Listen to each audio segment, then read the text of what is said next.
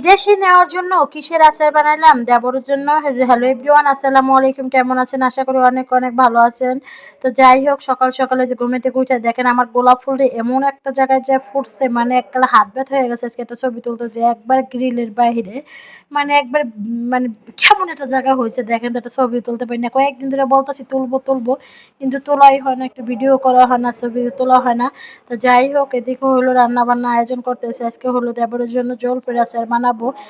বলতে বলতে আমার দেবরের কলম একবার সময় কাছেই গেছে, মানে একবারে প্রায় 2 মাস কাছাকাছি হয়ে গেছে। বুধবার চলে যাবে 17 তারিখে। তো বলতেছিল ভাবি একটু জলপাইয়ের আচার বানাই দিয়েন। আমি বলছি আচ্ছা ঠিক আছে। তো জলপাই নিয়ে আসছি আজকে। আর এদিকে হলো রান্না বান্না করতেছি, গরুর মাংস আর লাউ ভাজি। আজকে বেশি রান্না বান্না বেশি করবো না, কারণ গতকালকের অনেক রকমের তরকারি আছে, এজন্য বেশি রান্না করি না আজকে। আর যেহেতু শুক্রবার একটু গরুর মাংস না হলে কম হয় না, কারণ শুক্রবার সবাই কম একটু চায় ভালো মন্দ খাইতে, তারপর একটু অল্প একটু গরুর মাংস রান্না করতে আসি। বেশি মাংস যতটুকু ছিল ফ্রি যতটুকুই এতটুকুই ছিল, ওদিন কান ছিল, পরে ওই জায়গা থেকে একটু রেখে দিয়েছিলাম যে শুক্রবার আবার কিনতে হবে নাকি, এর জন্য আবার একটু আজকের জন্য রান্না করার জন্য একটু রেখে দিয়েছি, যেহেতু আবার সবাই আসবে, যেহেতু আমার দেবরও চলে যাবে কদিন, তো আবার রান্না বান্না একটু বেশি করতে হবে। তো আজকে হয়েছে ও গ্রামের বাড়িতে গেছে, সবার লাগে একবার মানে শেষ বিদায় নিতে গেছে, যার তো মানে গ্রামে যাওয়া হবে না, এই জন্য আমরাই এই জন্য অল্প একটু গরুর মাংস রান্না করতেছি। তো হাতে গরুর মাংসটা আমি ভালো করে মাখাই নিতেছিলাম, কারণ গরুর মাংসটা হাতে মাখাইলে আমার কাছে বেশি ভালো লাগে, সব মশলার ভিতরে একবার মিক্সড হয়ে যায়। আর দেখেন হাতে মাখানোর পর কালারটা কত সুন্দর আসছে, রান্না করা জানি কতই জানি মজা হবে। তো যাই হোক, এদিকে হলো জলপাইয়ের আচার বানানোর জন্য আমি সব প্রস্তুতি রেডি করে নিয়েছি।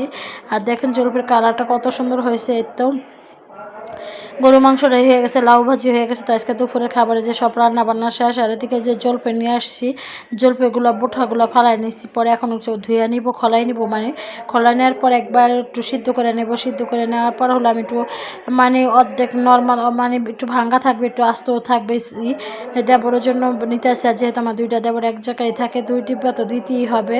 আর দেখেন আমি সব মশলা দিয়ে হলো জলপাইয়ের আচারটা বসাই দিয়েছি। মানে জলপাইয়ের আচারটা এখন 2-3 দিন আমি জাল দিই, 2-3 দিন জাল দিতে দিতে একবার পানিটা একবার শুকাই গেলে, তেলে ভাজা ভাজা হলে ওই আচারটা একটু বেশি মজা লাগে। কে কে পছন্দ করেন অবশ্যই একটু কমেন্টে জানাবেন এরকম জলপাইয়ের আচার। তো একটু চিনি দিতেছিলাম, শুকনো মরিচের গুঁড়া, পাঁচফোড়ন আবার একটু রাইখে দিয়েছি, একটু পরে দিব। আর দেখেন কালারটা কত সুন্দর হয়েছে, জলপাইয়ের আচারের মজা যে এত মজা।